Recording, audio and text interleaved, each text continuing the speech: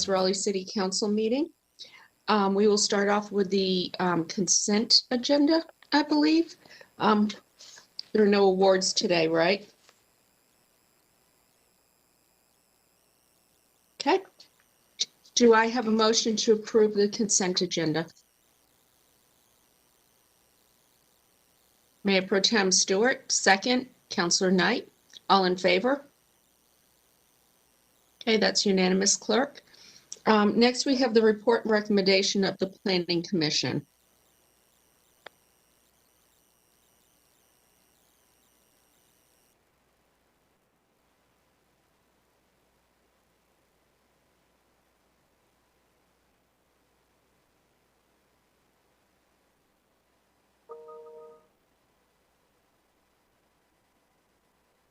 As of Planning and Development, here to present the 9 items being reported out from Planning Commission for scheduling for public hearing.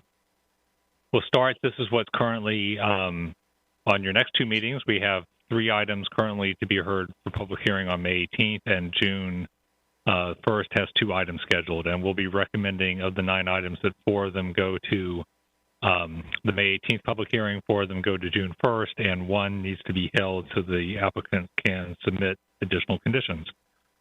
So these are the 4 items that would be, the first 4 items that are in your agenda would be recommended for the May 18th public hearing, and then the remainder would be for June 1st, except we have heard from the applicant for Z4420/TCZ 320 that they would like to submit revised conditions before it is scheduled for public hearing. So I'll go through these items, and then you, at the conclusion of my presentation, can take action. First one, Z421, is 3425 Rock Quarry Road, a little under 7 acres, to be rezoned from R6 with Special Highway Overlay District to RX4 conditional use. Planning Commission reviewed this case. It would extend some RX4 zoning that is to the south, and is recommended approval on a 9-0 vote. Again, May 18th public hearing recommended. Second item is 4113 Pearl Road. This is a request to rezone over 1.3 acres from R4 to R10 conditional use. Planning Commission also has recommended approval on a 9-0 vote. May 18th is recommended. 0 Rock Quarry Road, the city is the applicant for this. This property is intended for a new fire station. And it's being rezoned from OX3 and OX3 conditional use to general use OX3. Planning Commission recommended approval on the 9-0 vote. We recommend the May 18th public hearing. And then the last item recommended for May 18th is 3095 Gresham Lake Road in District A, about 10.5 acres to be rezoned from IX3 to CX3 conditional use. This is related to a proposed affordable housing project near Durant Nature Park, and Planning Commission recommended approval on an 8-0 vote. We then move on to items that are recommended for June 1st, and the first is TC 1920. This is a change and update to the rezoning process, and much of this is driven by the adoption of Chapter 160D, which modernized the planning and zoning statutes in North Carolina. It also removes the requirement for recording a city code covenant with certain types of development plans. Planning Commission voted 7-1 to recommend approval, and we're recommending June 1st. Z2220 is a rezoning for a master plan development at East Whitaker Mill Road. This is a little over 11 acres, and there were a mix of districts that were proposed to be rezoned. The Planning Commission has recommended denial of this case, largely on the basis of transition policies. The master plan is proposed rather abrupt changes in height from some existing lower scale development to the development proposed. Staff recommends the June 1st public hearing. Z4420/TCZ 320, as I noted in my opening remarks, the applicant would like this item held for 2 weeks to submit some additional conditions. The Planning Commission also recommended denial of this case on an 8-1 vote. So the recommended action here is to defer to May 18th to set the hearing date. Z5421, located fairly close here to the Raleigh Municipal Building at 321 and 327 West Fargate Street. About an acre proposed to be rezoned from DX12 shopfront to DX40 conditional use. Of note here, at Council's request, we recently developed some recommendations for better screening of parking decks. That was delivered in a report to Council at a recent meeting, and the model conditions proposed in there have been adopted by this case to address some neighborhood concerns about light spillover from the parking deck. Based on that, Planning Commission recommended approval on an 8-0 vote. And then this is the last item, Z821. This is also for an affordable housing project, request to rezone 9 acres from OX3 parking limited to OX5 parking limited conditional use with the transit overlay district, which if approved will be the first mapping of the transit overlay district within the city of Raleigh. Planning Commission has recommended approval on an 8-0 vote, and June 1st is recommended. So that concludes my report of the Planning Commission, and I am available to answer questions, as is the Planning Commission Chair, Roberta Vox, who is standing to my right. Okay, do I have any questions of Ken? Councilmember Cox? We received today an email from Michael Birch regarding TC 1920, and he is recommending that that we schedule the hearing on TC 1920, but with staff's recommended language in lieu of the Planning Commission's language regarding UDO section 10.2.4.D.2.C. And I actually agree with him on this, and would like to make the proposal that we adopt staff's recommendation for this text change. Okay, when we get to that in the agenda, we will move forward. So let me start then. Thank you, Councilor Cox. Any other comments?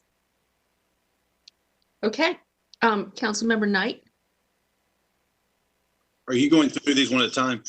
I have one about number 7. Yes, going through them one at a time? Yes. Okay, so rezoning Z421, this is recommended for May 18th. Do we have a motion to approve? Councilmember Branch, do we have a second? Councilmember Fort, all in favor? Clerk, that was unanimous.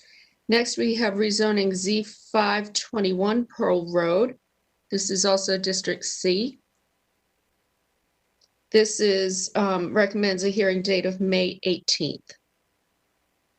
Councilmember Branch has made the motion to approve. Do I have a second? Councilor Knight has seconded. All in favor? Okay. Next, we have rezoning Z621 Rock Quarry Road. Preferred date is May 18th. This is also District C. Councilmember Branch has made a motion. Do I have a second? Mayor Pro Tem Stewart, all in favor? Okay, that was unanimous, clerk. Next, we have rezoning Z721 Lake Gresham Road. Was this the one, Ken? There was one that I think you said wanted to be held for had new conditions. This is not the one. The item I was referring to is item 8. Okay, 8. Okay. This is another hearing date of May 18th. This is in District A. Okay. Councilor Buffkin has given the thumbs up. Do we have a second? Councilmember Branch, all in favor? Okay, thank you. That was unanimous, clerk. Next is text change TC 1920 rezoning process and city code covenants. Recommended hearing June 1st. Do we have a motion to approve that?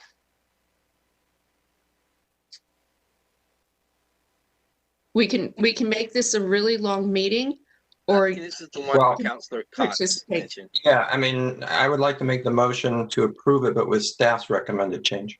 Second. Okay, all in favor?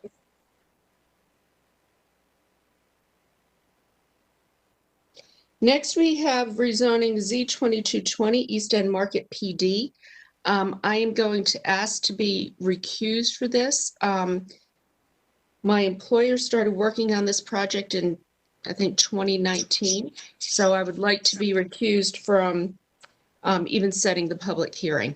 So, Councilmember Branch? Madam Mayor Pro Tem, I move that Madam Mayor is recused from zoning case Z2220 as long as it is before City Council. Okay. The second, okay, by Jonathan, all in favor? Okay, I'm going to sign off. All right, and so we are going to set a public hearing date for Councilmember Knight. Madam Mayor Pro Tem, thank you. I do have I don't know if it's a request or a motion, but I've spoken to the applicant in this case, and I've really been pleased about how responsive they've been so far to the concerns of the neighbors in the area. There are outstanding items that I believe the applicant is willing to address within the plan development if they were allowed more time, including height allowance.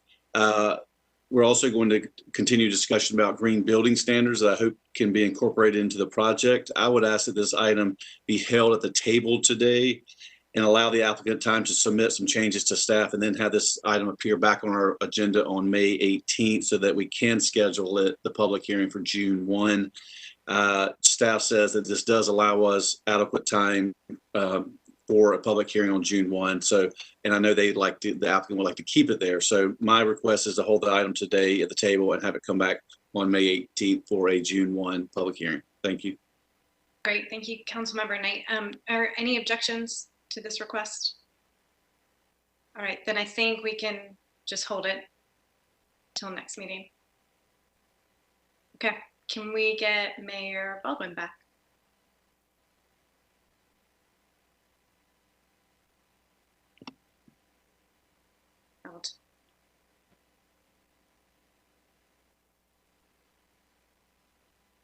Mayor Baldwin, all yours. Thank you very much. Next, we have rezoning Z4420, 3513 Garner Road. This is the one that Ken had mentioned. Ken, what is the request again? The request is to hold until the May 18th meeting, and so that revised conditions can be submitted prior to scheduling the public hearing. Okay.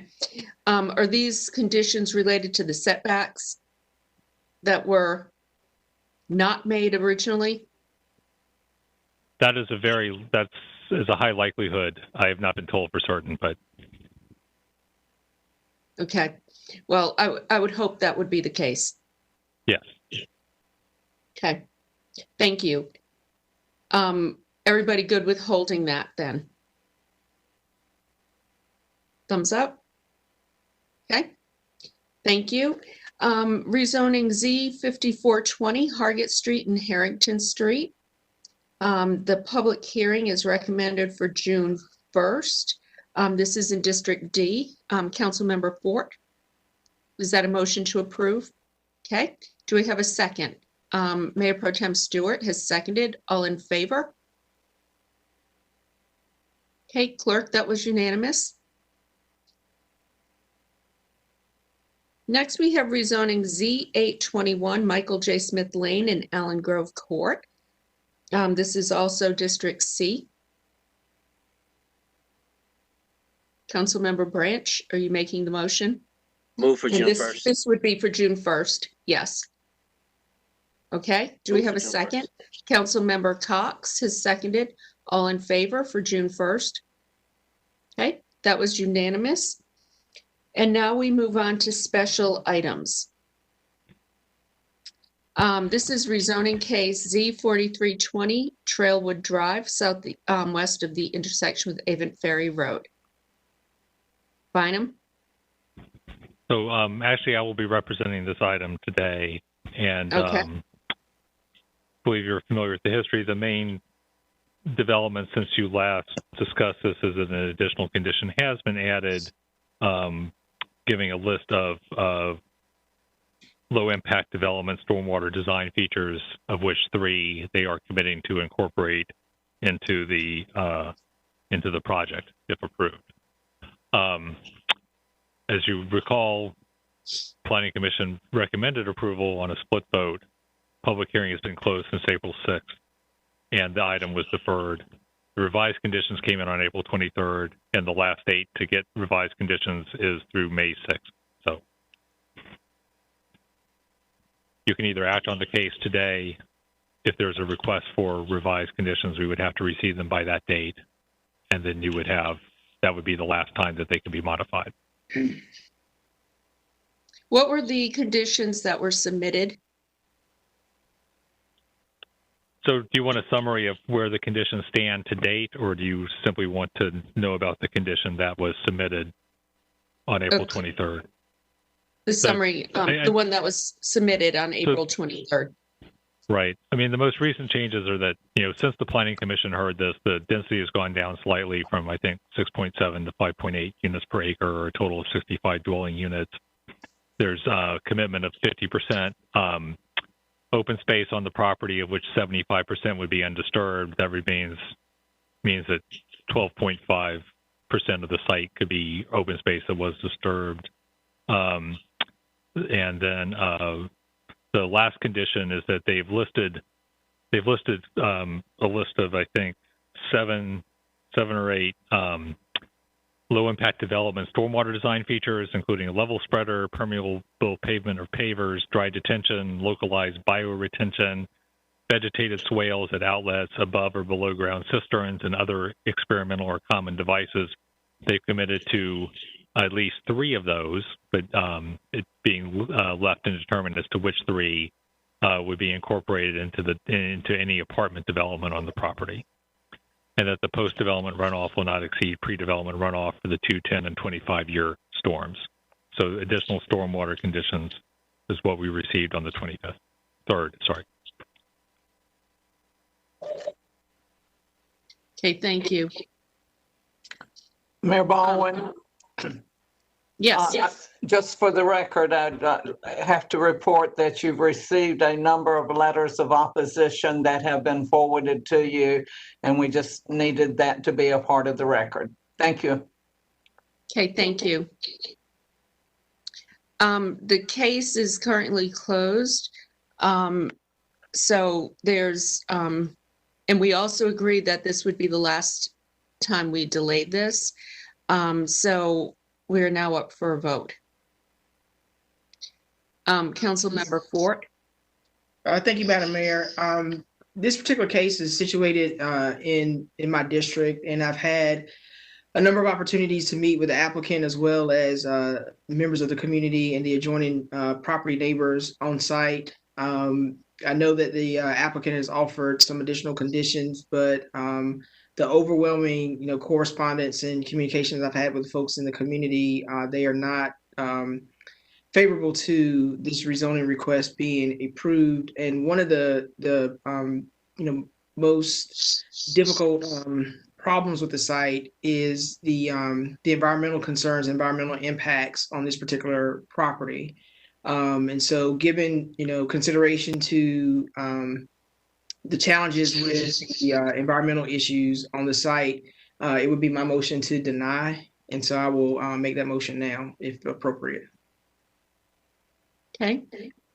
I move to adopt the proposed consistency statement dated May 4th, 2021, containing the agenda materials, and to deny the zoning amendment.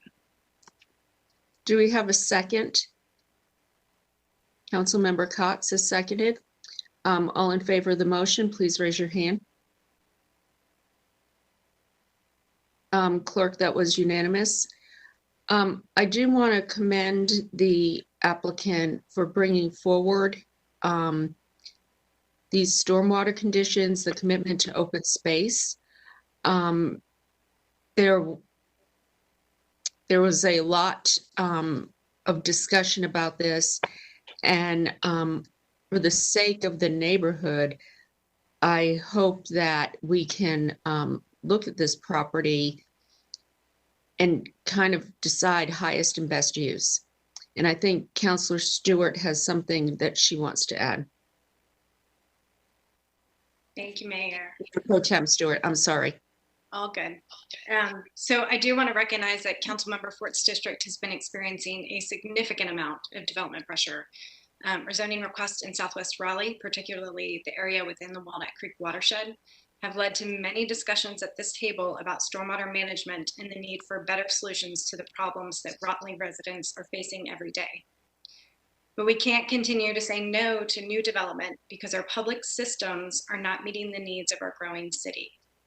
We need to meet those needs directly with clear strategies for improving services for our current residents, while also creating the type of public infrastructure that allows for more housing opportunities and choices for new residents. As with so many other priorities and challenges before us, I am looking for and want to be a part of a yes and solution. We know we can't fix our stormwater problems through the rezoning process. That's too narrow of a lens.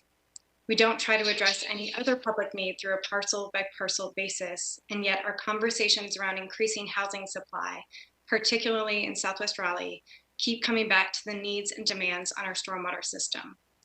We need to broaden our scope and take this on proactively. I understand that our staff have already begun some work to evaluate conditions in other parts of the Walnut Creek Basin with the goal of addressing historic flooding conditions systematically.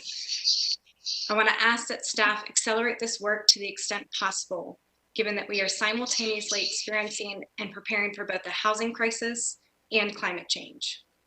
I think it's imperative that we use this rezoning denial as a catalyst to consider what kind of environmental protections we want and need in this watershed. This is the regulatory part of our role as a governing body. But we also have a role to play in directing our capital investments where they are needed most. So with all of this in mind, I'd like to ask staff to provide a report to the City Council about additional steps that we may be able to take to evaluate the current conditions and capital investment opportunities in the Walnut Creek Basin. Do we need a motion on that,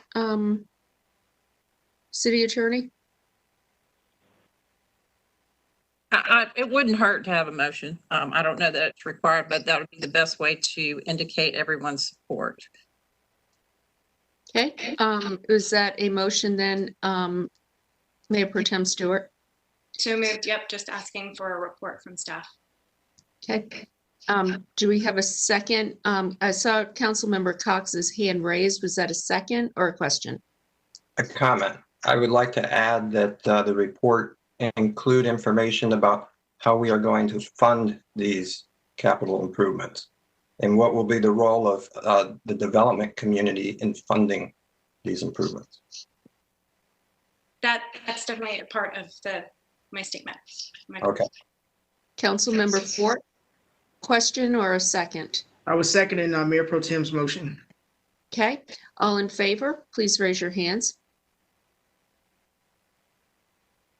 Thank you, Mayor Pro Tem Stewart, for bringing that up and encouraging proactive response to this. You know, what's the definition of insanity? Doing the same thing over and over again and expecting a different result. We can't afford that anymore. We really need to move this forward. So thank you for leading on that. The next item is a report on the 2016 Water System Master Plan. This relates to the Bain Treatment Plant to Pullen Park Booster Pumps Station. And I believe we have Eileen and Zachary here today to discuss this with us.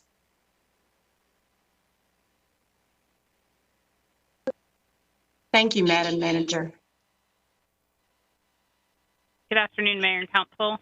My name is Eileen Navarette. I'm the engineering manager for Raleigh Water, and I'm here with Zach Manor from Parks, Recreation, and Cultural Resources to talk about a really important waterline project being undertaken by the city.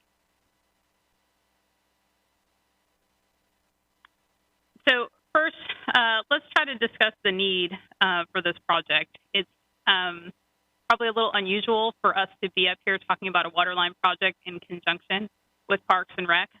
But we've been working together with the Parks and Rec team for over 2 years now on this project. We're going to talk today about the need for this project, where we're planning to put the project and why, And then we're also going to talk about some of the impacts to park facilities, as well as impacts outside park facilities, costs and timelines for the project, as well as our communication plan. So first, let's talk about why we're even doing this.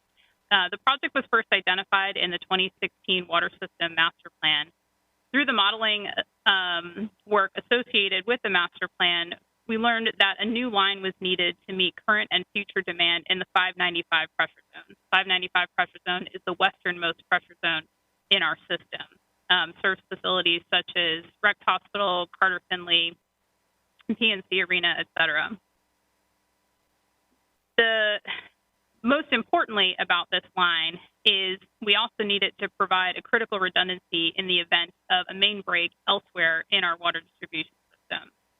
Specifically, the 2016 Water System Master Plan recommended the installation of a 36-inch water line between the Bain Water Treatment Plant and the Pullen Park Pump Station to provide an additional supply of drinking water into the 595 pressure zone. So the easy way of saying that is we're trying to get from point A to point B with a 36-inch water line. When looking from how to get from Bain to Pullen, Dick Park was a big part of the routing analysis conversation. Would it be better to go through the park, or should we go around it? We reviewed two main alternatives outside the park and one inside the park. Each alternative has its own challenges, like most of our projects. Outside the park, there were a lot of concerns regarding impacts to state property, the length and cost of implications for the project, and potentially missed opportunities for the park if we went around it. Ultimately, after working closely with Kate Pierce from Parks and Rec and several other staff members from Parks, Recreation, and Cultural Resources, it was determined it was in the best interest of the city as well as the ratepayers for the project to go through Dick Park instead of around it.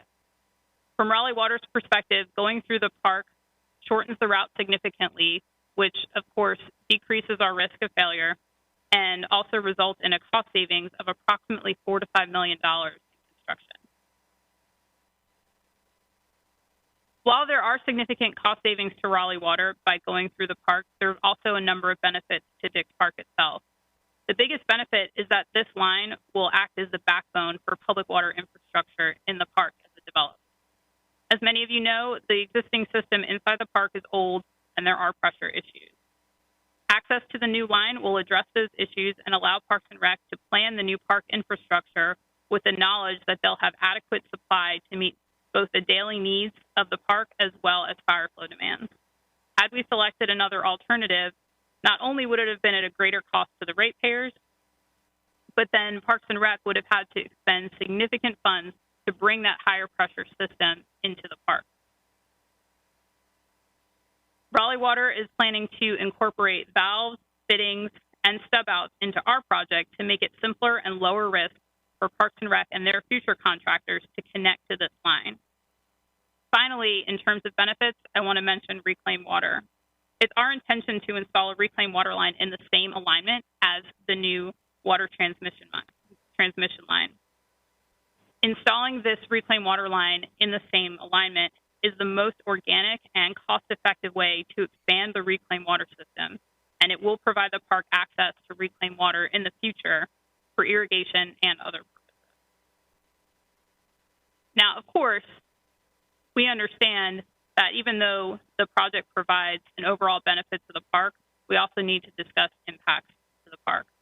First, Raleigh Water knows how important the Dick's master plan is, and we've designed the project with the master plan in mind, and you can see that on the screen. Working closely with Kate Pierce and the other CRCR staff, we're confident that the selected route is compatible with the Dick's master plan.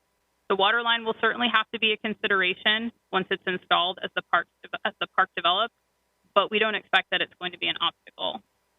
As with any construction project, we also have to think about coordinating our construction efforts with other items and events that are going on in the park, and we're prepared to do that.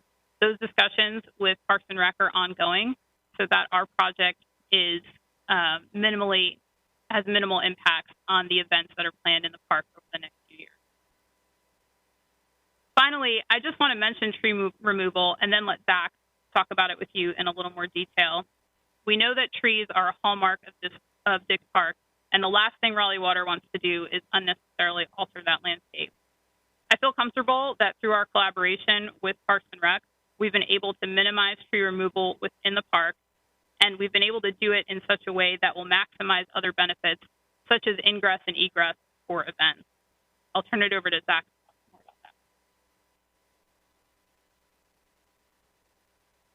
Good afternoon, Zach Menner, Urban Forester, Parks, Recreation, and Cultural Resources. As Eileen said, the Urban Forestry Division has worked closely with Raleigh Water to look at tree impacts in the park itself. Staff's conducted multiple site visits with project designers and consultants during the design of this project. The goal from the tree perspective is to retain as many significant trees as possible and to ensure the trees that are to remain along the route were adequately protected during construction. So due to the size of the project and the complexities of the site, some tree removal is inevitable. Staff and consultants work together to preserve large, healthy trees whenever possible and identify trees in decline when looking at layout options. One of the things that's a little different about this project is a separate tree contractor will be used for the tree removal in the park. This will ensure that the removals happen in a timely and as aesthetic manner as possible when it comes to tree removal. This will also allow the trees removed that are in good condition to be reused in the development of the park. Things like nature play, public art. We have a lot of opportunities to keep that wood in the park for the future generations. That's definitely a goal. And as the areas of disturbance, turf specifically, would be repaired as part of the project. So overall, I think I would second Eileen's determination that we did a really great job here trying to limit that impact. And there will be some, I think, overall, those trees that remain will be able to provide that benefit for the long term. Pass it back.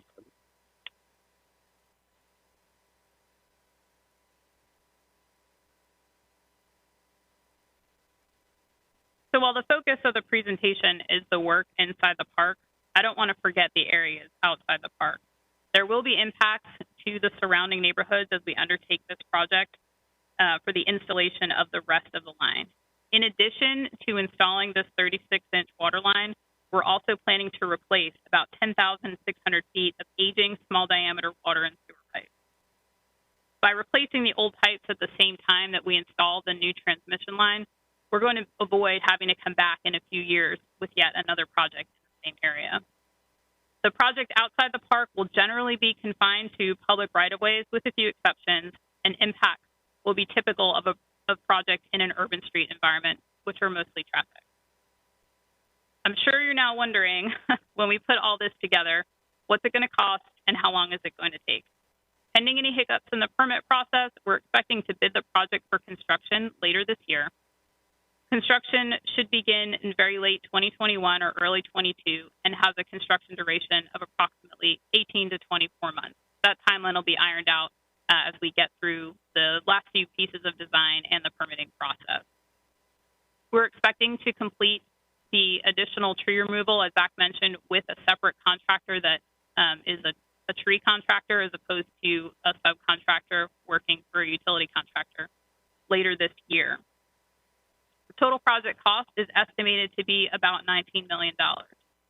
That cost includes 15,300 feet of 36-inch water line, 2,000 feet of 24-inch water line, 8,600 feet of 16-inch reclaimed water line, and 10,600 linear feet of small diameter water and sewer replacement. That's a total installation or replacement of nearly 7 miles of pipe. Finally, I want to touch base on the communication plan for this project. Staff have already been in touch with a number of stakeholders in the area through the design process, but now it's time for us to begin communication with various community groups and others who might be impacted by the project. Staff already had a brief discussion with the Dix Park Leadership Committee last week, and we're tentatively scheduled to give presentations through the spring and summer to several Dix Park stakeholder groups and surrounding neighborhoods. We also plan to reach back out to NC State and various state departments that are located in and around the park as well as other neighborhoods along the construction route. Communication will begin later this spring and summer and will continue throughout construction. And with that, I'm happy to take any questions. So I apologize to the city manager. I once again took over the report and recommendation of the city manager, but we will ask questions, and then Marshall, I'll refer this back to you for the affordable housing item. Councilmember Cox has a question. Yes, you talked quite a bit about tree removal, but you didn't identify which trees would be removed, or an indication of which trees or even how many trees would be removed. I'm not comfortable moving forward on this without a better understanding, not just of the tree removal impacts, but the other impacts that you've alluded to in your presentation today. So there's really two types of tree removal that will occur as part of the project. The first part is trees that are part of the landfill area. That's a group of pines that are to the north part of the park. And then really where we spent a lot of time in our discussions with Parks and Rec were in the trees through discussing trees through the main areas of the park. So alongside the big field, adjacent to the flower cottage, and areas around there. And I think we came to the conclusion there's a few trees that are still on the bubble that we're working to see if we can protect or if they need to come down, but I think we're looking in the range of about 5 to 7 trees. Okay, so I guess the question is, which trees, where are they located? And then you mentioned about neighborhood impacts. I'm not comfortable voting in favor of a project that I have so little information about. This is not up for a vote today, Councilor Cox. This is for information. Okay. And this is part of the process that they're going through, is the information process. Like Eileen said, they came before the Dix Park Leadership Committee and explained what they were looking at. You have other groups that you'll be reaching out to. I think you mentioned a number of neighborhood groups, whatnot. So this is a process. So there is no vote on this today. Okay. Councilmember Knight. Yes, ma'am. Thank you. A question and then a quick statement. So I just want to confirm that the Dix Conservancy was part of this process from the beginning as it affects Dix Park. Is that correct? Yes, this was brought up at the Dix Leadership Committee meeting the other day. Right. Thank you. And well, okay. What were they involved before then? I'm sorry, I didn't catch the last question. Were they involved before it was brought up at their leadership committee meeting last week?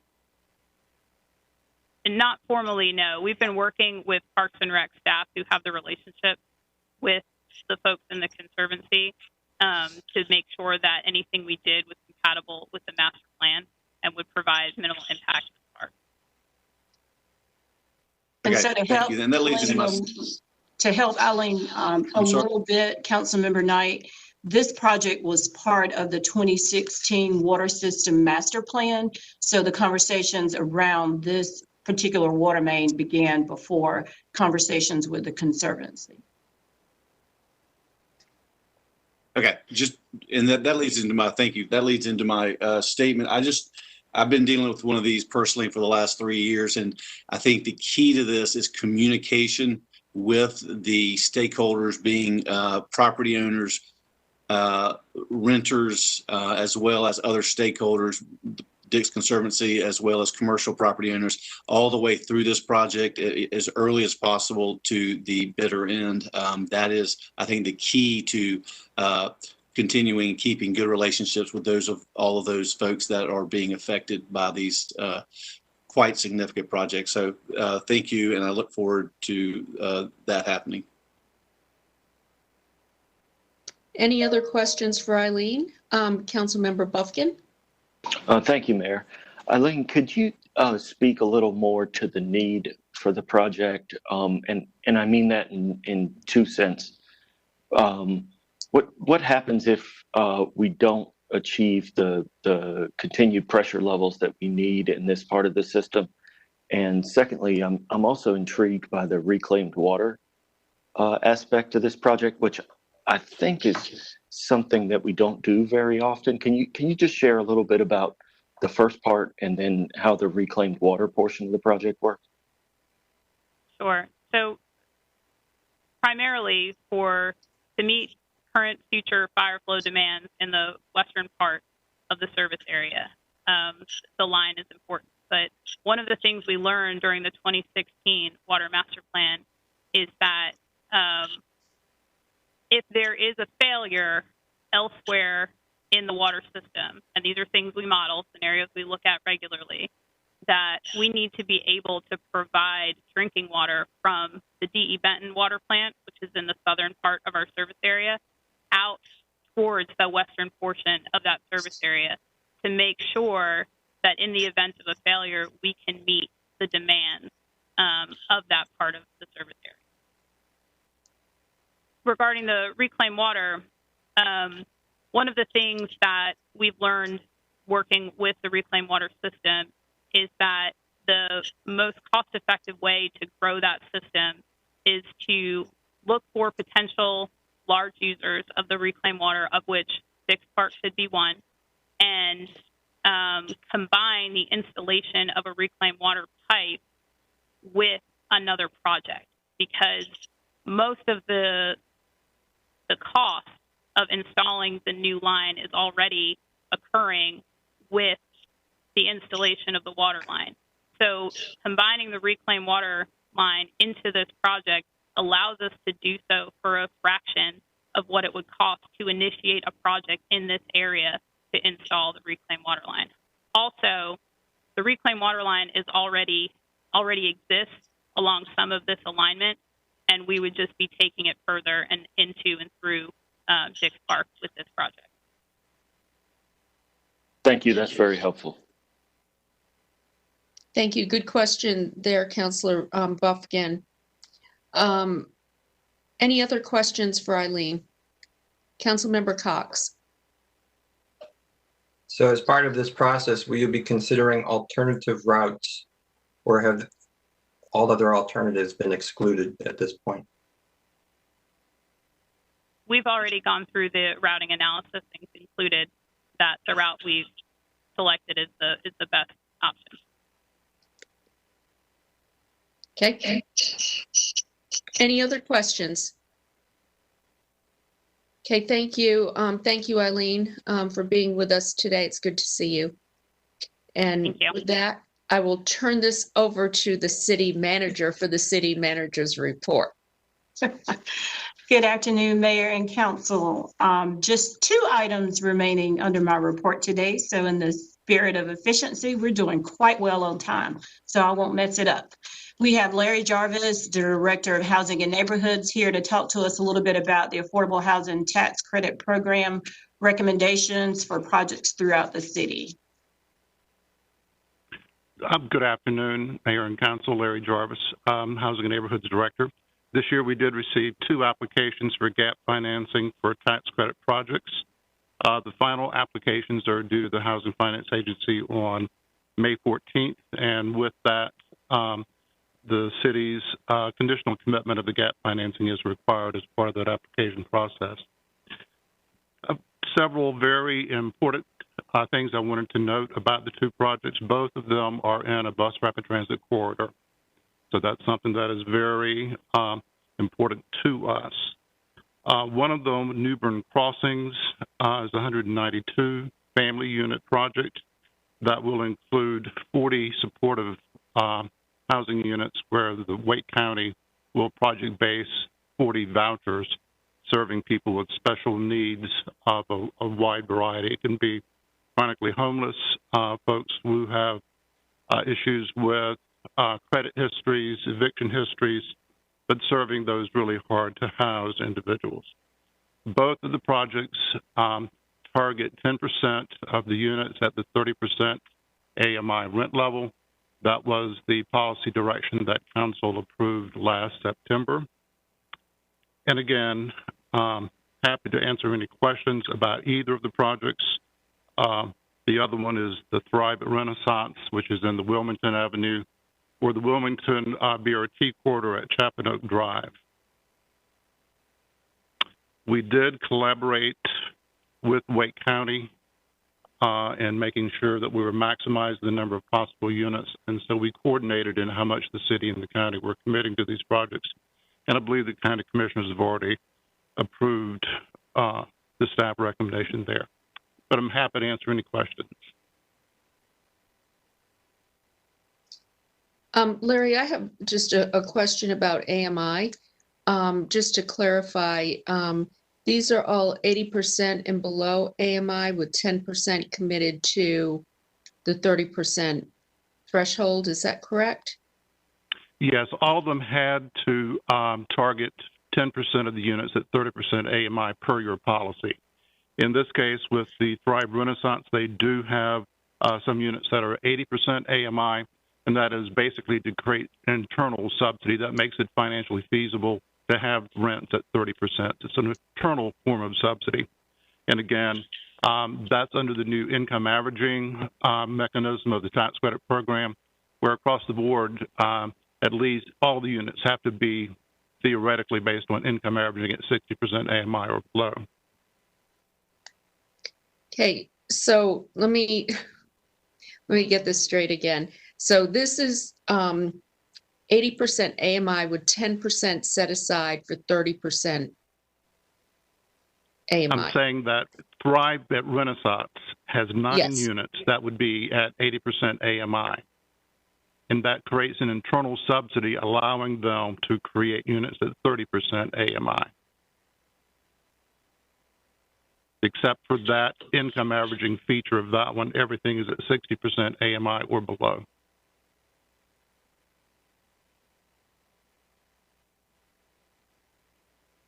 Okay, thank you. Do we have any other questions for Larry? Councilmember Branch and then Councilmember Cox. So Larry, did we not receive any applicants for 9% this year? No, the only applications for 9% projects were outside the city limits, and there were several of those. Okay, all right.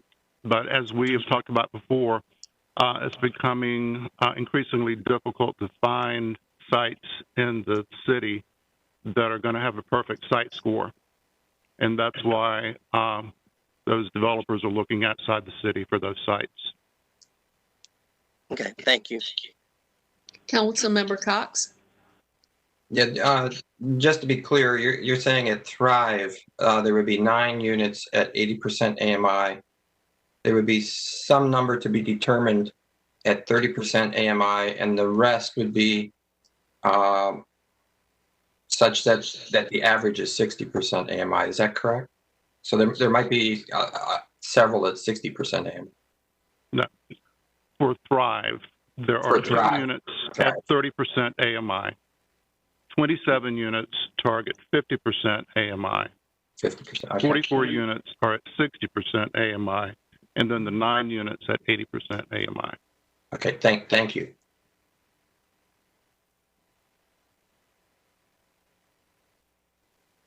Hey, Councilmember Branch. Yeah, Mayor, at this time I move for approval. That is seconded by Mayor Pro Tem Stewart. All in favor? Opposed? Okay, clerk, that passes unanimously. Okay, and the third and final item today is the Small Business Park and Relief Program update. And we have Matthew Courier from Transportation.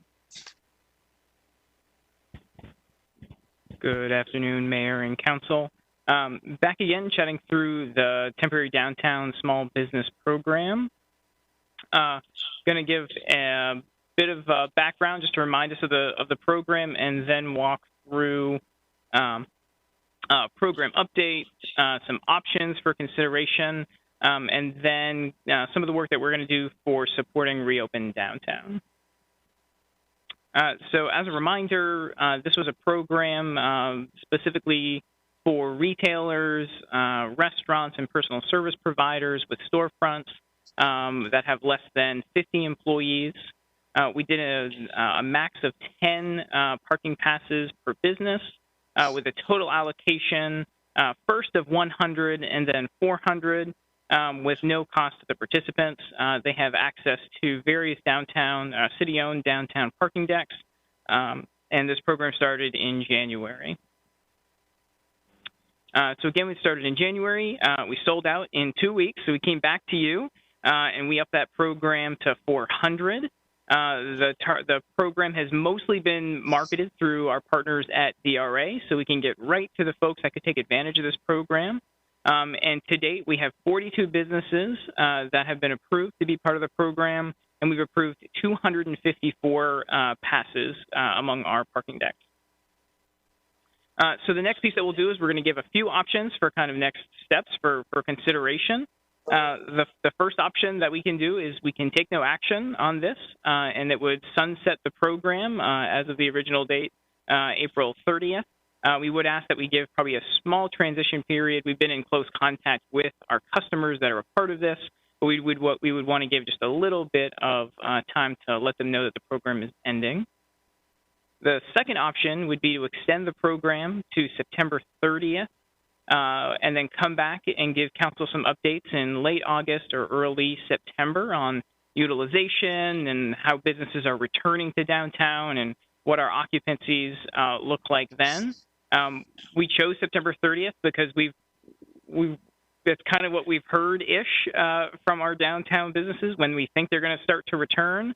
We'll also have, a better idea about vaccination rollout and how successful that's been, as well as the return to in-school schooling. So that's option two. Option two is a bit of a hybrid. So option two also would ask to extend the current program to September 30th, and then it would provide a bit of a glide path to participants. They could, at that point, choose to participate in our already existing downtown evening rate program, which is a $20 evening rate program. Starts at 3 p.m. and allows them to park, I believe, till 7 a.m. That would be for folks who typically use evening parking. Or they could stay in this exact same program with a 50% discount from October 1 through December 31st, and then we would end the program as of January 1. So laying those options out here, I will pause for discussion before we move into the next piece, which is some of the other stuff that's coming up. So again, take no action and we sunset. Extend the program to September 30th and then come back for more consideration, or option three, which is to extend the program to September 30th and then provide a bit of a glide path to end the program as of January 1st, 2022. Okay, questions? Councilor Melton? Hey, thanks for your work on this program. If we went with option two and we looked at this again in early fall, at that time, would we be able to pivot to option three if we decide to do that, or continue the program if we decide to do that? I'm trying to do something that gives us as much flexibility as possible, and it seems like option two might be the option.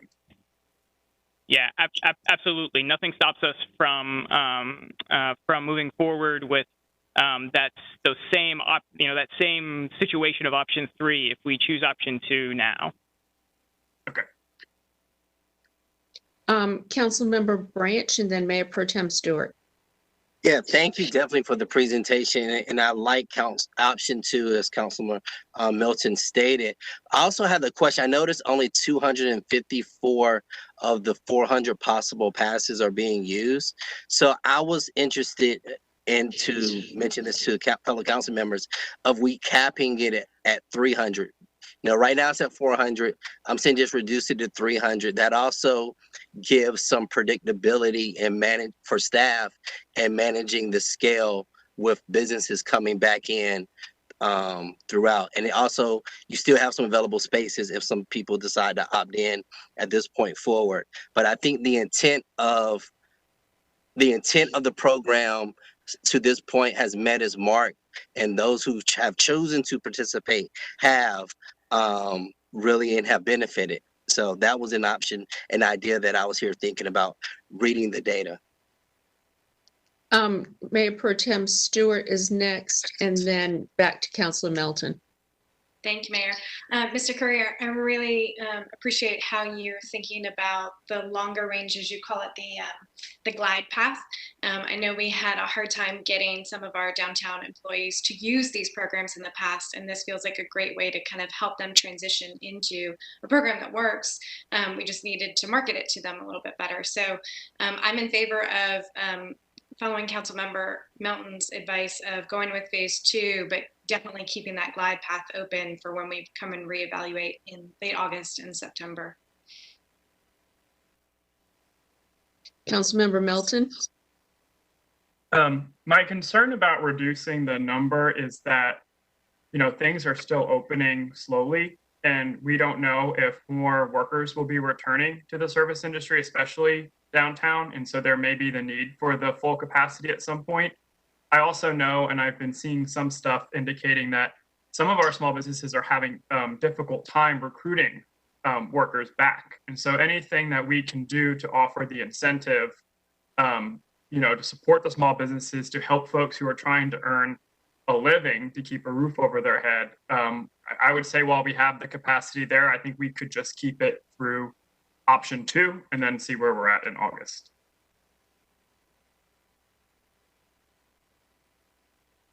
Any other questions? Councilmember Knight. Not a question, but a statement. Thank you, Madam Mayor. I agree with Councilor Melton on that, because that's 40. Where if we limit it to 300, that's 46 passes left. I think businesses are starting to open back up and expand, and hope they will continue to. So So I would recommend keeping it at the number it is now, and we could always come back later if after a month or two they were not using those. But I'm hopeful that they will use those as they continue to expand and open back up. Thank you. I have a follow-up question to Matt. What % of parking spaces are empty at this point? Gosh, that's a fluid number. So there is the empty, but there is the active empty number that we have daily. So typically we are seeing our decks on average, and unfortunately we have to count them by hand, so it's not perfect, and we'll get to that in a moment as we finish the presentation. But we are around 25-ish% occupied most days. And that runs the gamut among different decks. So we have some decks that are 60% occupied, that have a heavy residential component. And then some of our decks that are, event-based, as you can imagine, convention center, underground, performing arts deck, see very low utilization during the day because they have a high proportion of kind of daily users, typically when we have events. So it kind of runs the gamut, but on average, among all of them, it's about 25% occupied. Okay, so we have plenty of capacity for this program. Yes. Okay. All right, would anyone like to make a motion? Mayor Pro Tem Stewart. I move that we adopt option number 2 and come back and reevaluate this in late August or early September. Seconded by Councilor Melton. All in favor? Anyone opposed? Okay, that was unanimous. Thank you, Matt. Perfect. So we'll go into the last couple of slides because I would be remiss if I didn't mention some upcoming things. So as we all know, as office workers in particular return to work, it's potentially going to look a little bit different than it did pre-COVID. The concepts of hybrid workplaces, hybrid schedules, A and B, and different ways that folks are going to work that's going to impact the entire parking industry, not just here in Raleigh and what we do. And generally, the industry is in the process of figuring out what that feels like, what products, for lack of a better word, that the industry should sell to these customers that are more flexible than, just the monthly account situation or the daily, the daily parking. So what we are in the active process of, and we're about to release an RFP in the next 30 days or 60 days, is for installation of brand new parking deck equipment throughout all of our parking decks. As you guys, as council may remember, the parking deck equipment that we have is old, antiquated, and provides us limited data and functionality. This equipment that we procure in the future is going to provide us substantially better data on occupancy, utilization, and also allow us to provide different types of products to meet the needs of our users and customers. Some of those options include, but they're certainly not limited to, a shared pass system. That is where multiple license plates can be attached to a single account. That can help support carpooling or shared pass among multiple employees who are on a hybrid schedule. We can do expanded voucher or validation programs so that businesses can validate their customers who park in our decks. And we can also do things such as pay-as-you-go billing. Imagine a world in which you have an easy pass, and that allows you to just drive into the deck, drive out, and pay monthly on what access you used. But installation across our entire fleet of decks, all 10 of them, is going to take some time, and it's not going to all be at once. So it's going to be phased deck by deck, and then to mitigate some of that impact on operations, it's going to be lane by lane through the decks. So it's going to take about a year to be fully installed across all the decks. So we're probably talking full installation by 2023. But in the meantime, we've been working very closely with our vendor as well as DRA to brainstorm what we could offer. So at the moment, we're exploring key card access limits by day or time. So think about a product where it's, Monday, Wednesday, Friday is a monthly pass that we sell, or Tuesday, Thursday, types of flexible options like that. We're looking to see if we can expand our current validation ticket system. We do have one. We provide it to some of our larger employers for a bit of flexibility. But unfortunately, it's incredibly manual. They're having to manually count with our vendor how many tickets and then bill monthly very slowly. The final one that we could do is expand our occasional parking program, which is a program that we offer to full-time employees here at the city to buy a couple books of 12 parking passes, which for, I think it's $60 for 12 or $5 a parking session. You basically prepay for your parking. This we could expand beyond if we wanted, just our employees here, and provide that type of flexibility to folks who aren't coming back in a conventional Monday, Wednesday, Friday, or Tuesday, Thursday AB, but maybe they're coming once a week or maybe twice a week, and a product like that may be more beneficial to them. So we're still trying to figure out what all this means, what our vendor is able to provide, where we can supplement that type of work, and we're going to come back to council shortly to walk through what those new options are and get council's feedback on them. So I wanted to provide that before we go, because we are working on it, and we know it's going to be incredibly important as we move forward.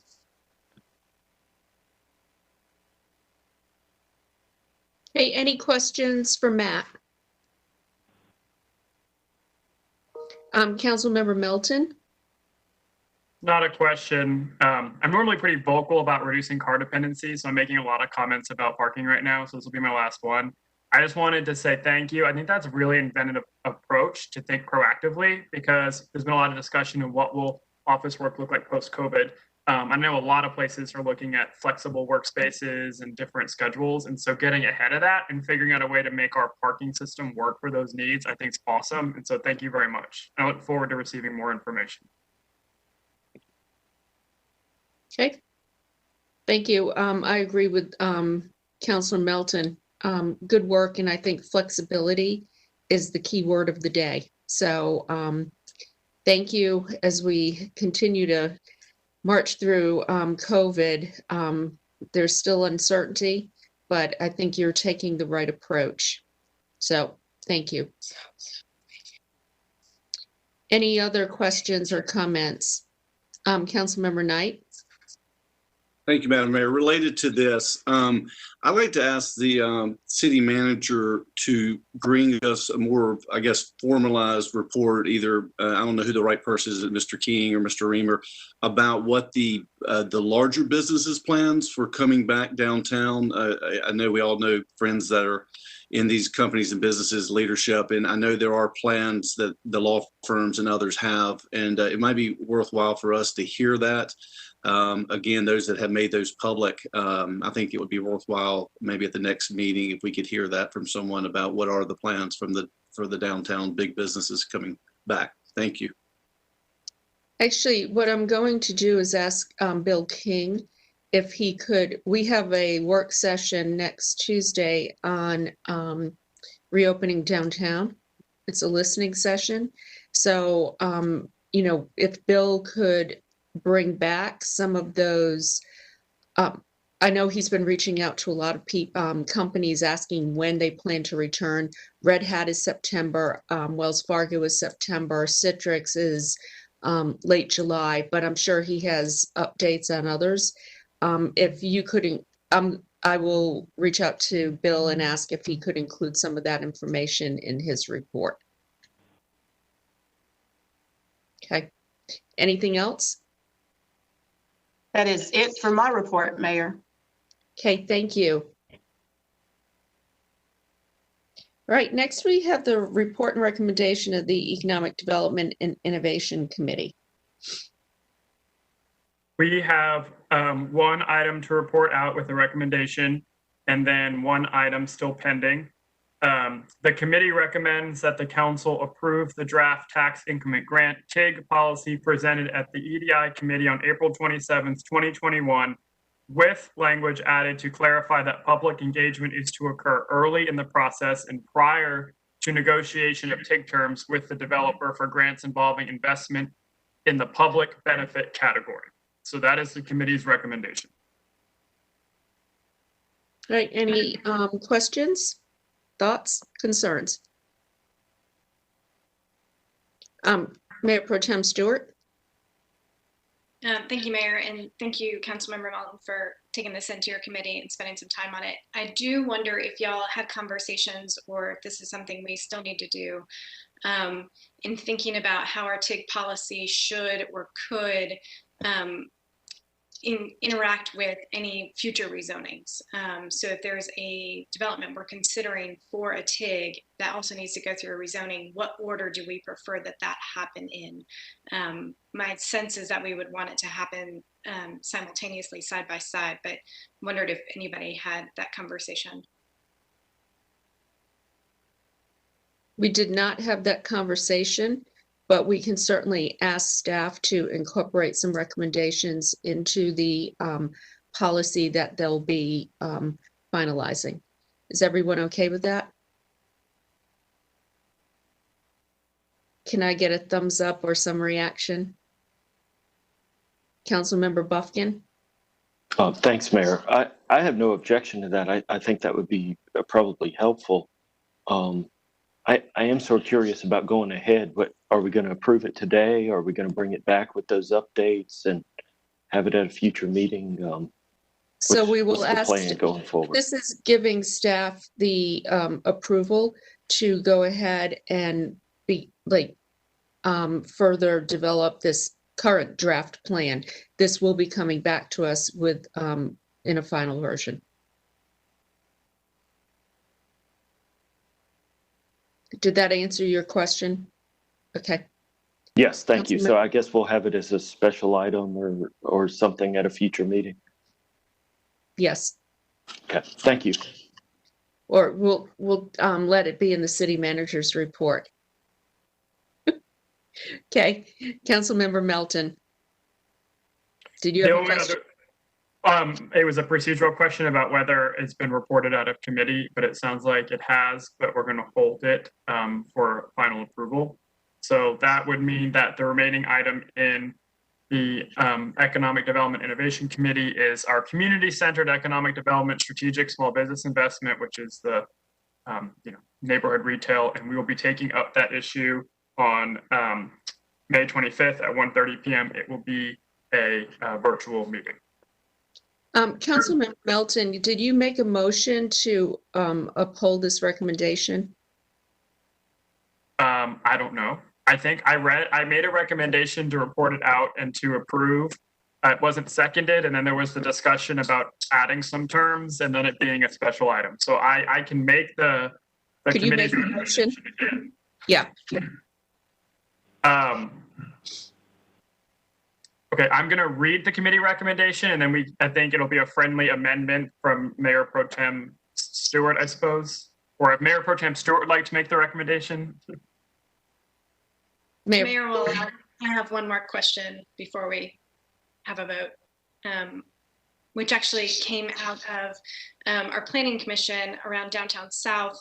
There was a question of if we're going to do TIGs in the future, and there's a rezoning that's attached to it, should that rezoning have a certain amount of detail in its plan? And so I think that's something we should also have staff look into or think about and propose is if there's a rezoning that's attached to it, what level of detail do we expect out of that rezoning? Yeah, and can you include our office, because there's some different laws about TIG versus the agreement and how you can tie them together. Thank you, Madam Attorney. That is the end of my questions, I promise. Okay. All right, so I'm going to read this again, and then y'all do what needs to happen. So the committee recommends that the council approve the draft tax increment grant TIG policy presented at the EDI committee on April 27th, 2021, with language added to clarify that public engagement is to occur early in the process and prior to negotiation of TIG terms with the developer for grants involving investment in the public benefit category. Do you want to add a friendly amendment, Mayor Pro Tem? Yes, with a friendly, if accepted, I would like to offer a friendly amendment to include that staff also bring back some thoughts on how a TIG would line up with the rezoning and to what level of detail that rezoning should include. Okay. Do we have a second? Mayor Pro Tem Stewart has seconded. All in favor? Opposed? Clerk, that was a 7-1 vote with Councillor Cox opposed. Okay, next we have the report and recommendation of the Growth and Natural Resources Committee. Thank you, Mayor. We reported out with no action our discussion of the Community Climate Action Plan around priorities, and we still have one item in committee, which is Urban Ag, and we will be meeting also on May 25th. Okay. So is that a motion?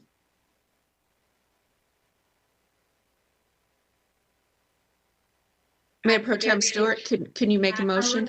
I'm looking at our clerk if we need a motion, but yes, so that's a motion to report out the item with no action. Okay, and seconded by Councilmember Knight. Okay, all in favor? Anyone opposed? Okay, thank you. That was unanimous, Clerk. Madam Mayor. Councilmember Branch, do you have a question? Yeah, my question is, the Community Climate Action Plan was sent to committee. Do we need to now vote on the actual action plan itself? I'm just asking for clarity.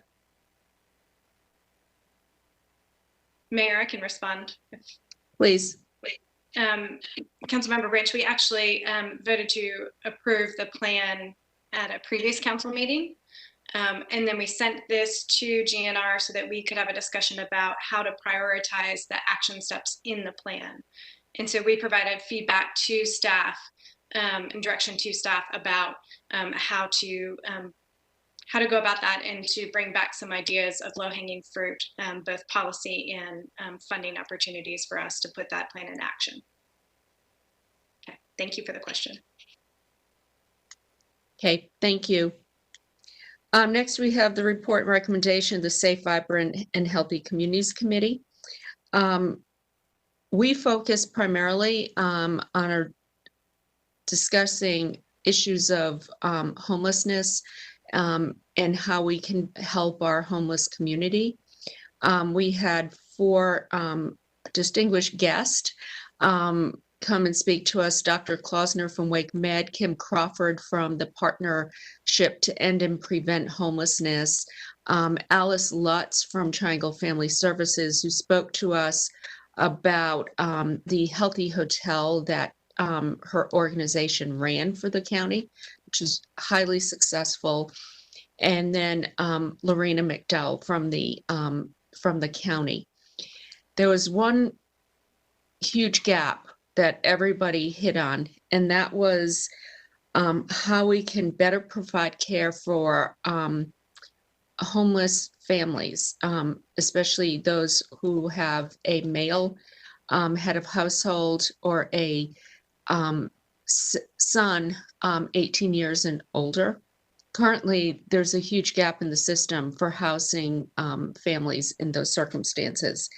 And we did make a motion. I will read it and we'll ask that the committee's recommendation be upheld. But I'm going to revise what is on here a little because one part of it was not my intention. The committee recommends that the council authorize staff to work with the county staff to explore options to provide better care for homeless intact families and also look at ways that we can better provide, it should say shelter for them. One of the things we discussed was that shelters are not an effective way to house families. And probably COVID has also shown a light on the fact that they're not an effective way to house people. So I don't want anybody to think that we're asking, how would we do this by providing more shelters? What we asked them to do was really look at creative ways and work together to come up with recommendations that they can bring back to us. So that's the motion. And do we have a second? Councilmember Cox, is that seconded? Yes. Okay, thank you. All in favor? Anyone opposed? Okay, clerk, that was unanimous. I do want to say that we will continue our conversation on the issue of assisting our homeless community. Councilor Buffkin had a couple of items that he wanted us to discuss, and so we'll include that in the future. But for our May 25th meeting, we will bring up the topic of the African American Affairs Board, and that will be our topic of discussion at that meeting. Okay, next we have the report and recommendation of the Transportation and Transit Committee. I have no report. We may be meeting at the end of this month because I was given a heads up of an item that may be referred to the committee. So we will find out when we get to council concerns. Okay, thank you. All right, and that's where we are, is the report from the mayor and the city council. So I will start with Councilor Cox. Okay, the other thing I want to bring up is just to give some kudos to residents who did their creek sweep to clean up Brentwood Park recently. And they did a phenomenal job, collected a lot of trash. And these are folks that really take a lot of pride in the Brentwood area and in their park. And I just want to give them some kudos. Thank you, everyone. And that's all I have. Awesome. Okay, thank you. Councilmember Ford. Thank you, Madam Mayor. Councilmember Branch was referring to an item that I plan to ask the Transportation Committee to take a look at. In 2013, there was a corridor planning effort for Lake Willow Road that took place. And I've had several constituents ask for some type of update for that study because we've got a number of projects coming online with Diggs Park, some plans for NC State Centennial Campus and some other developments in the area. And so I'm asking that the Transportation Committee get a report from the Transportation Department about that earlier study, and also do some evaluation of the planned investments around the Lake Willow Road corridor. And so just do an analysis of that. Okay. Councilor Branch. Madam Mayor, I'd be glad to take that in, and we will meet May 27th at our scheduled time. Okay. I just want to make sure, thumbs up, everybody good with referring this to committee? Can I see? Okay. All right. Thank you. Next, we have Councilor Buffkin. Thank you, Mayor. Members of Council, on Tuesday last week at the Economic Development and Innovation Committee, representatives of the Midtown Exchange Project appeared and discussed some details of the project plan and that is currently being constructed in District A. This project is located between St. Albans and the Beltline on the east side of the Big Branch Creek and on the west side of Benson Drive. In the remarks that were provided to the committee, the project representatives mentioned their interest in pursuing a partnership with the city in the form of a development agreement. So I'm here today to update you on that and to request your consent to authorize our staff to participate in those discussions. Be happy to answer any questions.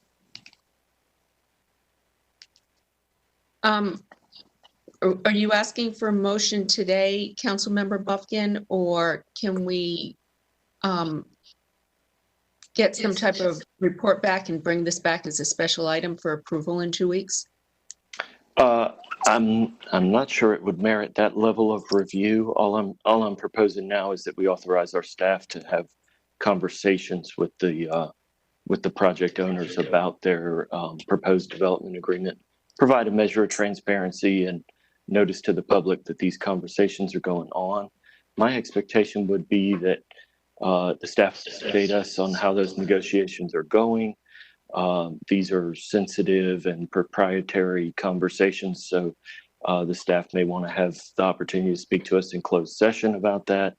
But I thought it was important to bring it up so that the staff has the cover they need and the approval they need to engage in the conversation, and the leeway to bring it back to us in an appropriate form.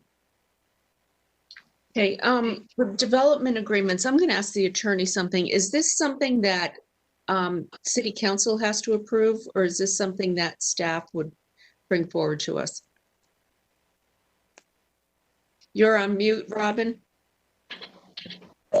Thanks.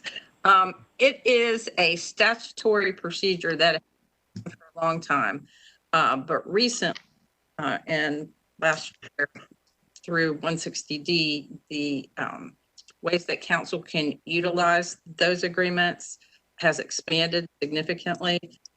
It allows you to couple with a rezoning some of the things that would otherwise be in community benefit agreements and all that. It's a very flexible tool, but it has to go through basically the same procedure as a rezoning does, public hearings and that type of stuff. If it is coupled with the rezoning, it also would have to go to the Planning Commission and come through that way. So I think what Councilmember Buffkin just wants some preliminary steps, maybe about the possibility of using this tool. We have the statutory authority. My office, along with planning, is drafting a text amendment to put this new procedure in the UDO as well, so that everyone will be able to pick up the UDO and figure out how to do that. And that's in the works, pretty much complete to get in the queue, which is part of our 160D amendment. So it is a council approved public hearing, type of agreement. So motion then is required and vote. Is that I think a motion's better. okay? Councilmember Cox? Yeah, could we get some information about all of this and bring this back to us in 2 weeks? I'm not comfortable voting for something I don't really fully understand.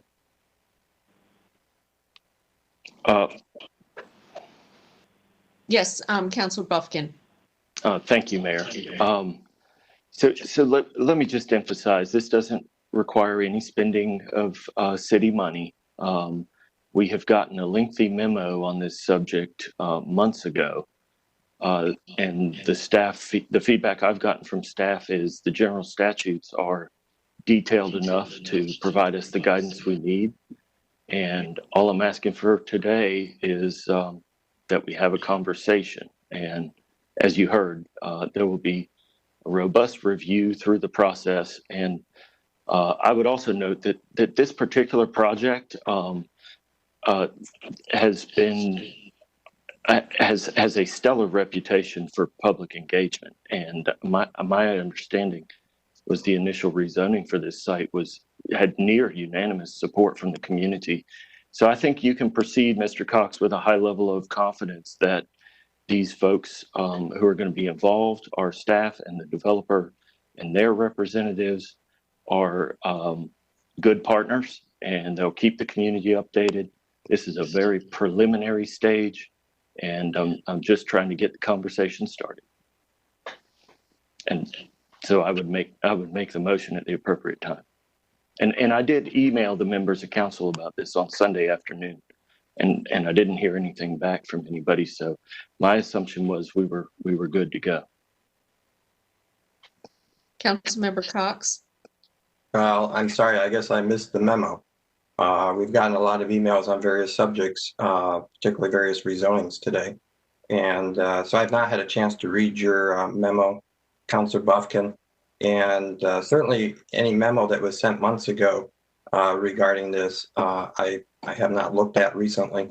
I certainly would appreciate an opportunity, and unless there's some urgency that this has to be done today, I would like to wait 2 weeks until the next meeting to take some action on this so that I can take a look at it and understand better what this is about.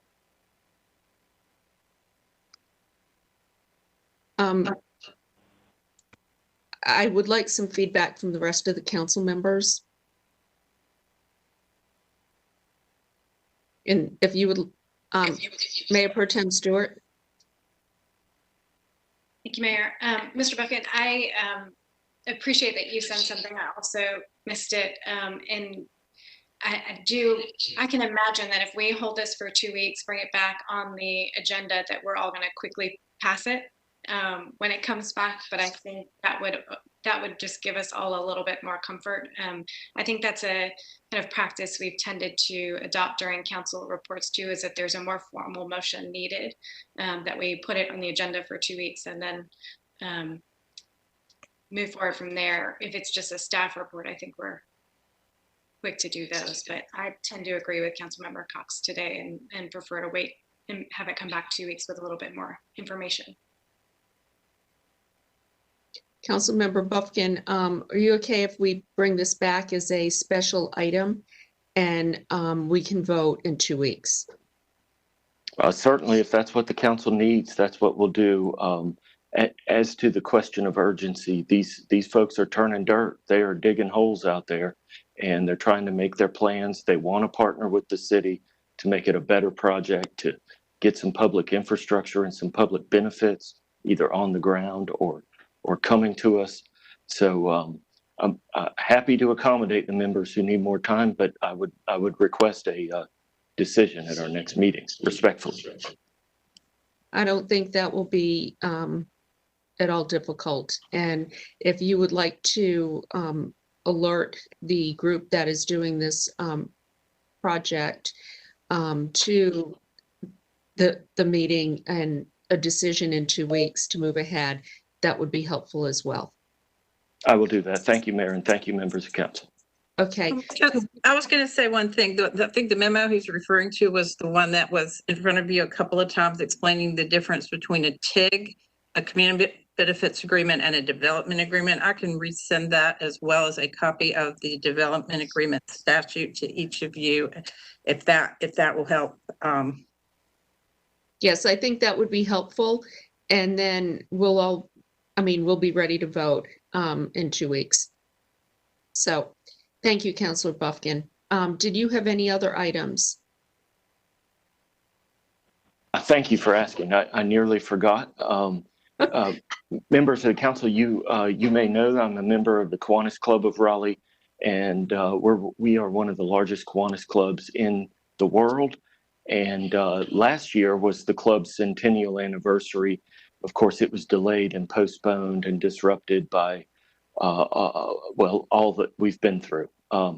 But as we are reopening, the club is now reorganized, and we are celebrating our centennial at the City of Raleigh Museum this Friday. And all the signals I'm getting is it looks like it's going to be a real first Friday, first time since February of last year. So if you get a chance, there will be limited capacity at the museum, but if you get a chance to drop by and check out the historical exhibit that the club has put together, we'd love to see you then. Thank you. Thank you. I just have to ask, the exhibit is history of the Kiwanis Club or all you've accomplished over the years? Yes, that's exactly right. The club has a distinguished membership of people that have been active in city affairs going back 100 years. And so you'll see a lot of that history from the early days when it was just white men to the present day when we have a very diverse membership and much more reflective of the community. But we're still doing great work to make life better for children here in Raleigh and all over the world. So it's going to be an interesting event. There's lots of relics and artifacts and interesting things to look at. So that'll be at the City of Raleigh Museum on Friday afternoon, or Friday evening, rather. And will it continue? Yes, the display is going to be there for some time. In fact, I think it's there right now. So I understand it'll be available for public visiting during regular hours of the museum. Okay, thank you very much. Thank you. Next, we have Councilmember Melton. No report. Councilmember Knight. Thank you, Madam Mayor. Just want to let the council know and the community know that I plan to have a District D listing session in the month of May, hopefully the week of the 17th. And the plan is to focus on transportation projects, updates, and we'll be getting the word out ASAP on that. So please come if you can. Thank you. Okay, thank you. Mayor Pro Tem Stewart. Thank you. I have one item today. Sorry if you can hear my cat scratching to come in. So a couple weekends ago, I went with the family down to the Greenway and the Creek to do a cleanup, and was tickled to death when my daughter was in her boots splashing around through the creek. Something that she hasn't gotten to do in quite some time, given the winter months. But it reminded me of our Blueway plan and how excited I am about that initiative. And I'm wondering if we could ask or get a report of ways in which staff can advance the Blueway plan, including ranges of cost for doing so. I understand that there are some things that are already funded and moving forward, but I would love to see us make sure that we pick that up and run with it. So all of our kiddos can get out there and splash around in the creek a little more easier. Thank you. Not just the kiddos. No doubt, Les was in his waders, so. Okay. Thank you, Councilor Branch. I just want to wish all the mothers a happy Mother's Day this coming Sunday, and that is all I have. Thank you. I have two items. One, I just wanted to say I really appreciated Secretary Pete and the second gentleman coming to Raleigh for their very first visit outside of DC for the American Jobs Plan, but also to discuss all things infrastructure. They visited with union workers. They visited NC State's campus. The big thing they came away with from NC State that they were really impressed with was the partnerships, how the university, the corporate community, and the city and state all work together to make things happen there. That was the big takeaway. It was mentioned time and time again, the word partnerships. And then we also hosted them for a news conference for Amtrak's 50th anniversary at Raleigh Union Station. So they got to see the station. Secretary Pete actually took the train out, and so it was a very constructive conversation.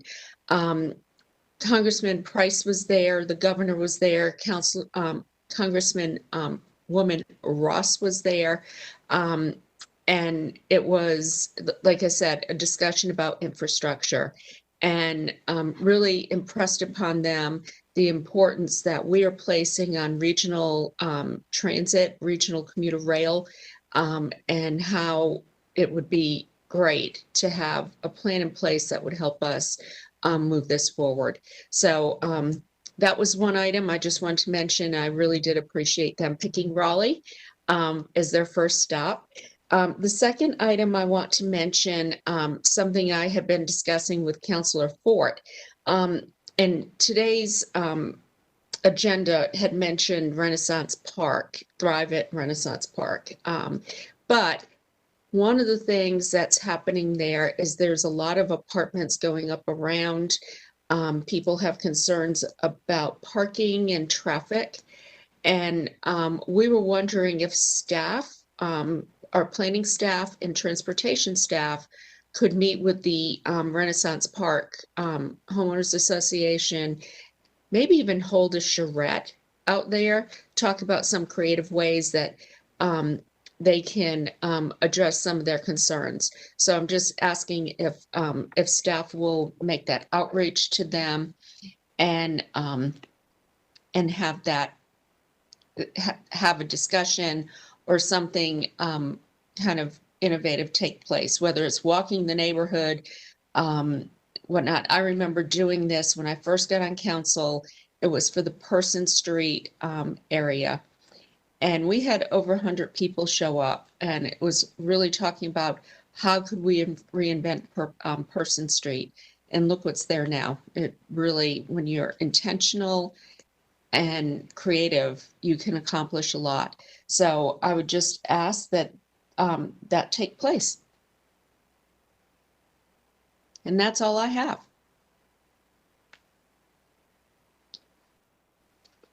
Hey, clerk, and anything else for the good of the order?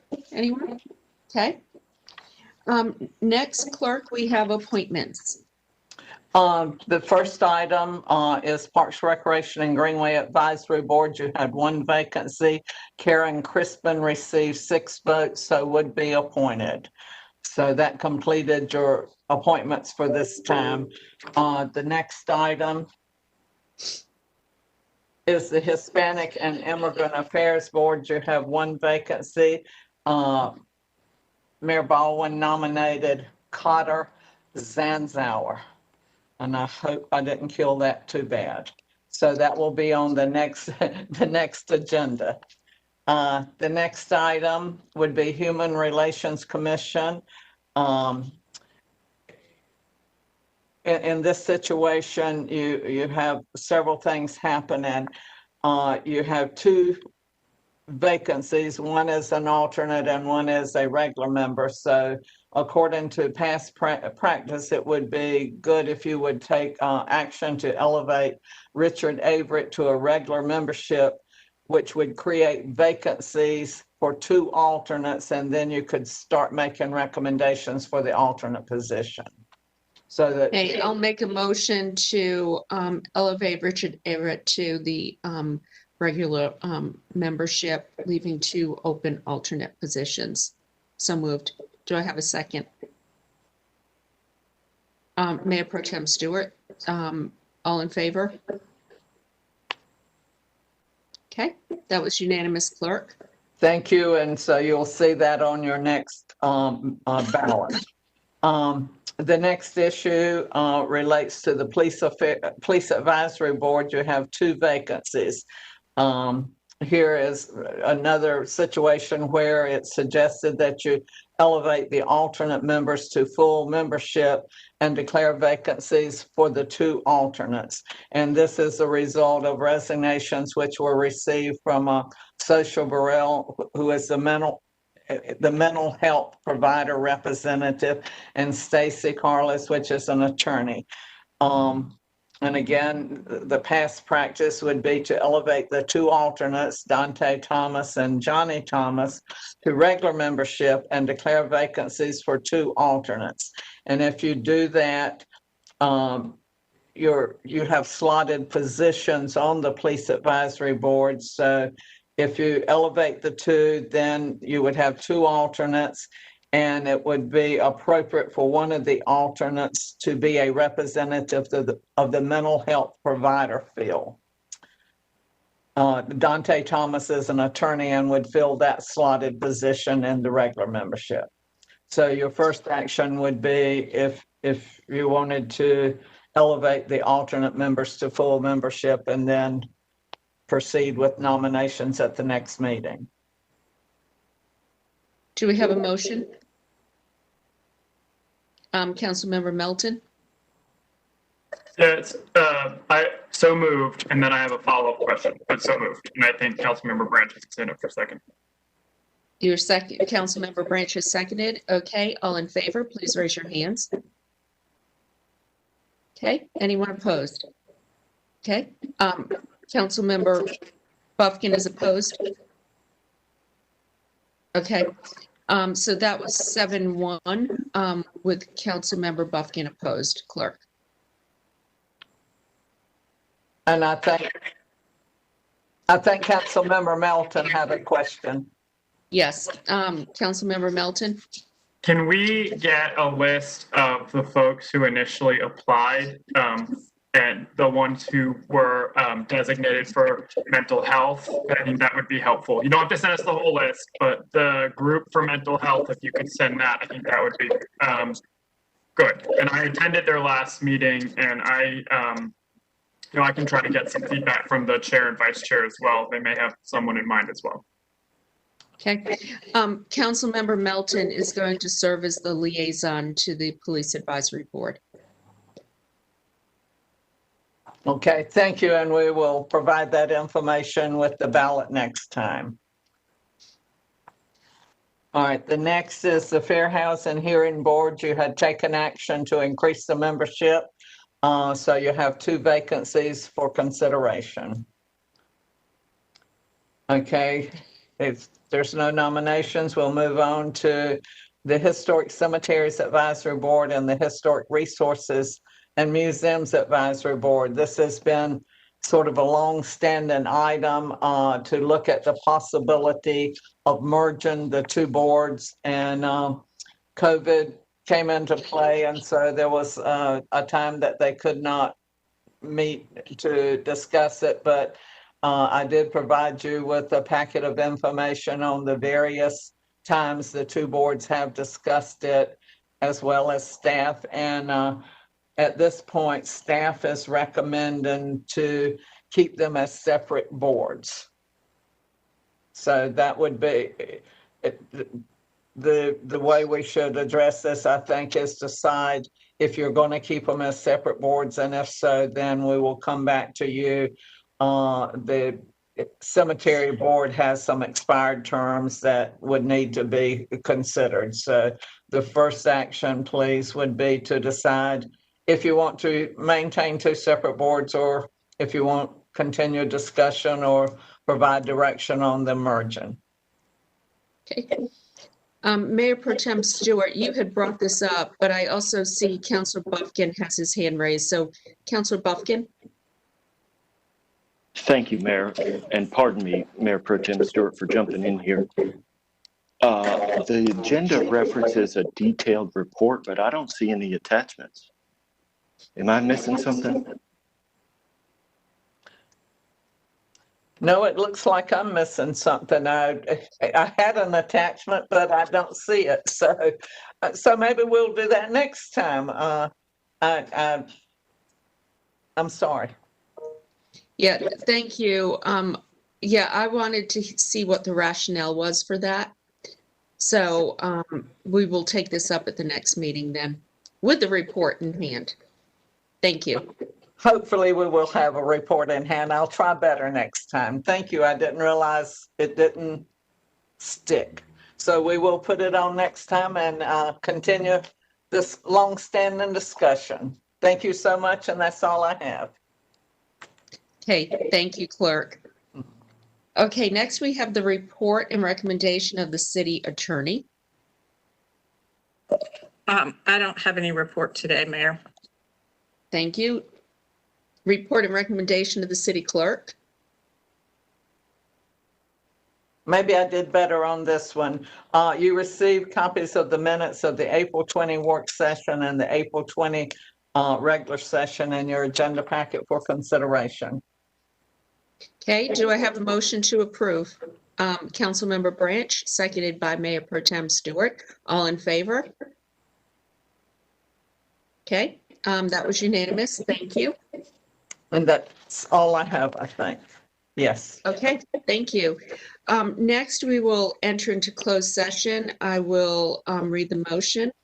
A motion is in order to enter closed session pursuant to GS 143-318.11A1 and A3 to consult with the city attorney to preserve the attorney-client privilege and to prevent disclosure of information that is privileged and confidential pursuant to the laws of North Carolina or not considered a public record within the meaning of Chapter 132 of the general statutes, including the handling and or settlement of a potential claim in the following cases: NCDOT versus City of Raleigh and City of Raleigh versus Reed and Associates. The second item is GS 143-318-11A4 to discuss matters relating to the location or expansion of industries or other businesses within the city, including consideration of economic development incentives that may be offered to entities considering such expansion. So moved. Do I have a second? Councilmember Branch, all in favor? Okay, we will enter into closed session. Take a quick 5-minute break and see you in closed session, everyone. Thank you.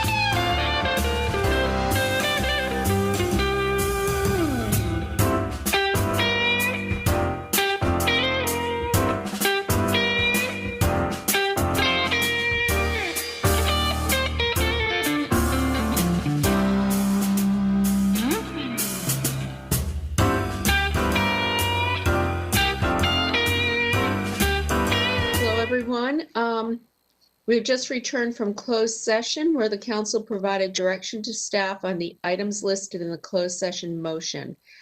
Council will reconvene tonight at 7 p.m. Thank you.